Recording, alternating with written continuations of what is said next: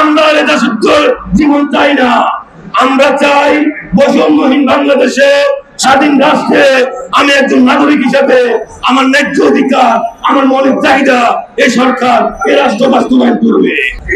দ্রুত সময়ের মধ্যে অনতিবিলম্বে আমাদের ন্যায্য অধিকার, আমাদের এক দফা দাবি বাস্তবায়নের জন্য আজকের দিনের মধ্যে সরকারের পক্ষ থেকে আমাদের নেতৃবৃন্দের সাথে টেবিল বৈঠকের মাধ্যমে, শান্তিপূর্ণ আলোচনার মাধ্যমে দীর্ঘদিনের আমাদের দাবি, সেই দাবি নিরসন হবে বলে আমরা আশাবাদী।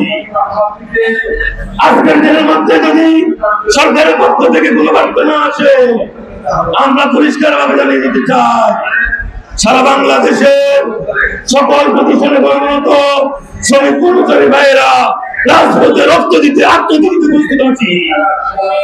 আমরা যথাযথ জীবন চাই না, আমরা চাই বৈষম্যহীন বাংলাদেশে, স্বাধীন রাষ্ট্রে আমি একজন নাগরিক হিসেবে আমার ন্যায্য অধিকার, আমার মৌলিক চাহিদা এই সরকার এই রাষ্ট্র বাস্তবায়ন করবে। আমাদের প্রত্যেকটা মানুষের, কর্মচারীদের, হস্তগত কর্মচারীদের শ্রমের নামে আজকে রাষ্ট্রের উন্নয়ন কাঠামো হাজার হাজার কোটি টাকা, লক্ষ কোটি টাকা ব্যয় হয়।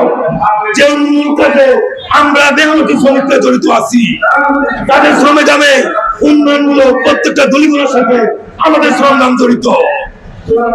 যে দেশ থেকে হাজার কোটি টাকা প্রোভাইড হয়, সেই দেশের মেহনতি শ্রমিকের জন্য আজকে কোনো পদক্ষেপ নাই।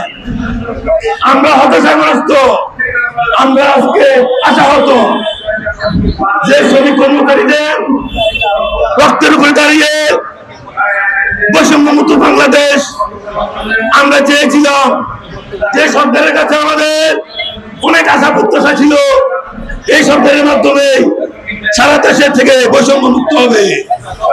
অথচ যে শ্রমিক কর্মচারীদের রক্তের উপর দাঁড়িয়ে আজকের এই বৈষম্য বিরোধী আন্দোলনের যে সরকার দাঁড়িয়েছেন, আমরা আশাবাদী মাননীয় প্রধান উপদেষ্টা উনি একজন শ্রমিক বান্ধব, উনার মাধ্যমেই আমাদের দীর্ঘদিনের জটিলতা সেটা নিরসন হবে।